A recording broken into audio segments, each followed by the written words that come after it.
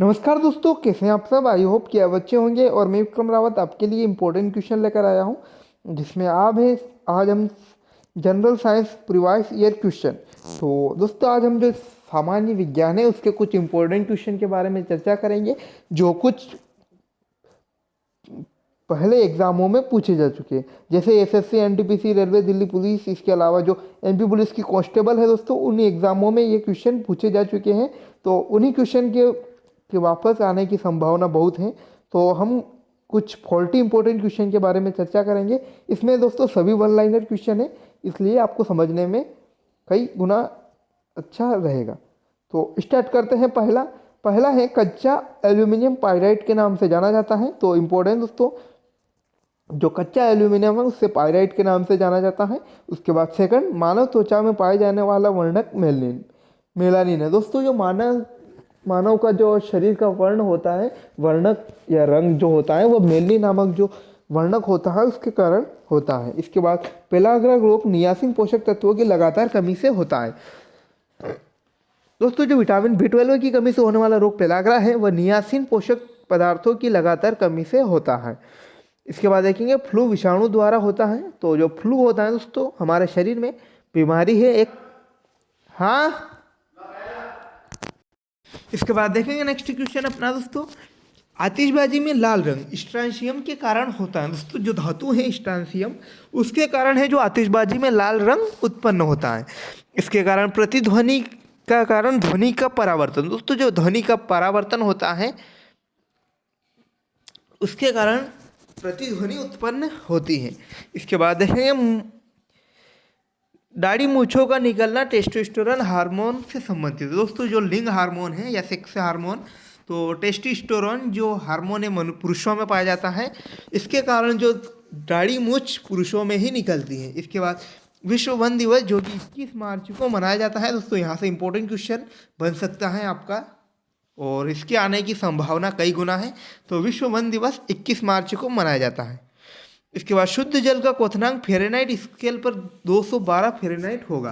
तो फ़ारेनहाइट का जो शुद्ध जल का क्वथनांक है, तो उसको अगर आप फ़ारेनहाइट में अगर इसको देखें तो 212 फ़ारेनहाइट होगा। और क्वथनांक अगर डिग्री सेल्सियस में देखें तो ये होगा दोस्तों 100 डिग्री सेल्सियस क्वथनांक। और नेक्स्ट है, समुद्री जल से नमक वाष्पीकरण विधि द्वारा तैयार किया जाता है।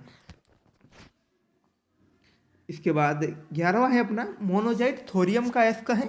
ये भी इंपॉर्टेंट दोस्तों, देख सकते हैं आप इसे, मोनोजाइट थोरियम का अयस्क दोस्तों इंपॉर्टेंट क्वेश्चन बनता है यहाँ से। इसके बाद देखेंगे हम क्वेश्चन 12, रेडियो कार्बन डेटिंग से जीवाश्म की आयु निर्धारित की जाती है। रेडियो डेटिंग कार्बन डेटिंग विधि जो है दोस्तों, उसके कारण उसके माध्यम से जो है जीवाश्म की आयु का निर्धारण किया जाता है। इसके बाद क्वेश्चन है अपना, लकवा रोग विटामिन B7 की कमी से होता है। तो जो मनुष्य को लकवा मार जाता है दोस्तों, वो विटामिन B7 की कमी से होने वाला रोग है। इसके बाद माइका विद्युत का कुचालक है। माइका यानी अभ्रक जो होता है दोस्तों, वह जो होता है विद्युत का कुचालक होता है। इसके बाद तेल दीप की बत्ती में तेल ऊपर चढ़ने का कारण केशक तत्व है। तो ये भी इम्पोर्टेंट। इसके बाद शुगर बेबी तरबूज की एक प्रजाति है। इसके बाद हम देखेंगे, सबसे भारी धातु जो है ओस्मियम है। दोस्तों, ओस्मियम है जो सबसे भारी धातु के नाम से जानी जाती है। इसके बाद वर्षा की बूंद गोलाकार होने का प्रमुख कारण पृष्ठ तनाव है। जो पृष्ठ तनाव होता है दोस्तों, जिसमें प्रत्येक अणु अपने अंदर की ओर जो आकर्षण बल महसूस करते हैं, उसे ही पृष्ठ तनाव कहते हैं। तो पृष्ठ तनाव के कारण जो है वर्षा की बूंदें गोल होकर धरती पर गिरती हैं। इसके कारण कोशिका के अंदर ऊर्जा का निर्माण माइटोकॉन्ड्रिया द्वारा होता है। दोस्तों, जो कोशिका का माइटोकॉन्ड्रिया होता है उसे कोशिका का पावर हाउस या ऊर्जा ग्रह के नाम से भी जाना जाता है। इसी प्रकार जो राइबोसोम होता है उसे प्रोटीन संश्लेषण कहते हैं, जबकि जो हरित लवक होता है उसे कोशिका का रसोई घर के नाम से जाना जाता है। इसी प्रकार दोस्तों, बहुत इंपॉर्टेंट चीज़ है, अगर आप कोशिका का अध्ययन करें तो सिगरेट लाइटर में ब्यूटेन गैस प्रयुक्त की जाती है। दोस्तों, जो सिगरेट लाइटर होता है उसमें मुख्य रूप से ब्यूटेन गैस का प्रयोग किया जाता है। इसके बाद हृदय गति की जांच कार्डियोग्राम यंत्र द्वारा की जाती है। इसके बाद सभी भारी रेडियो सक्रिय तत्व अंतिम रूप से सीता में परिवर्तित हो जाते हैं। दोस्तों, जो रेडियो सक्रिय तत्व होते हैं, लगभग सभी भारी जो तत्व होते हैं, सभी अंतिम रूप से सीसा में परिवर्तित हो जाते हैं। इसके बाद मनुष्य मस्तिष्क का सबसे बड़ा भाग सेरिब्रम है। तो इम्पोर्टेंट दोस्तों यहाँ से बनता है क्वेश्चन, मनुष्य के मस्तिष्क का सबसे बड़ा भाग कौन सा है, तो यह है दोस्तों सेरिब्रम। इसके बाद नीली स्याही बनाने में फेरस सल्फेट प्रयोग किया जाता है। तो ये भी इम्पोर्टेंट दोस्तों, नीली स्याही जो होता है अक्सर हमें पेन पेंसिल जो होता है हमारा मार्कर या पेन उसमें प्रयुक्त करते हैं, तो वो मुख्य रूप से फेरस सल्फेट होता है। इसके बाद रबर के संश्लेषण में आइसोप्रीन का प्रयोग किया जाता है। सोने के आभूषण बनाते समय उसमें तांबा मिलाया जाता है। दोस्तों यहाँ पर एक बहुत इंपॉर्टेंट जानकारी मिलती है हमको कि सोने के जो आभूषण होता है उसमें तांबा मिलाया जाता है, क्योंकि दोस्तों सोना होता है उत्कृष्ट धातु है, जैसा आप जानते हैं इस पर जंग या नहीं लगती है। और जो सोना जो होता है दोस्तों बहुत मुलायम होता है, मुलायम होने के कारण इसके जो आभूषण बनाना संभव नहीं है, जिसकी इसको मजबूत बनाने के लिए इसमें कुछ मात्रा में जो है तांबा मिलाया जाता है।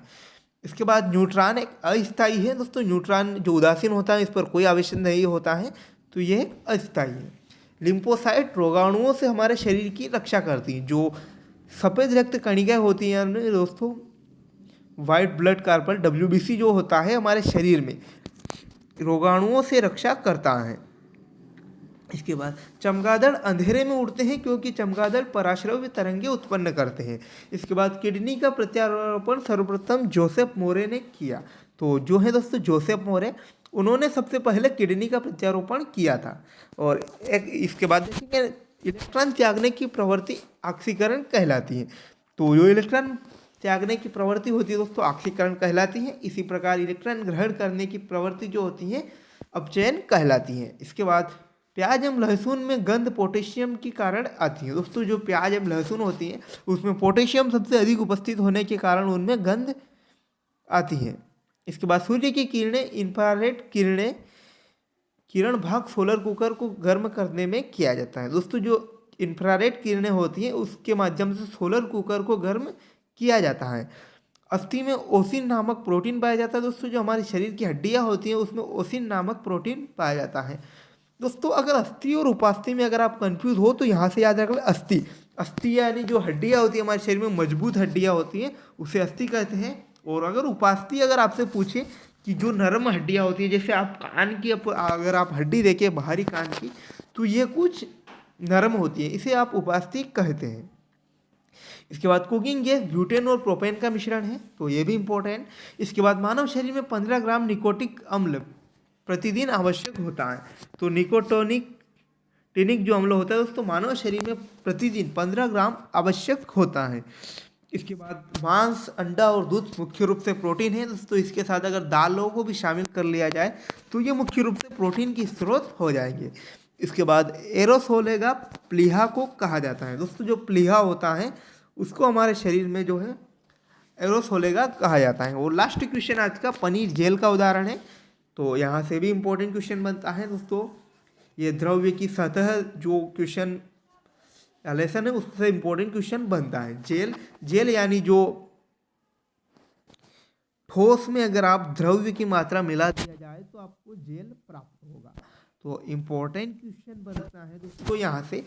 अगर आपको वीडियो पसंद आए तो लाइक कमेंट और शेयर ज़रूर कर दें और चैनल को सब्सक्राइब करना ना भूल दें। Thanks for watching. मिलते हैं नए ऐसे ही अपडेट्स के साथ।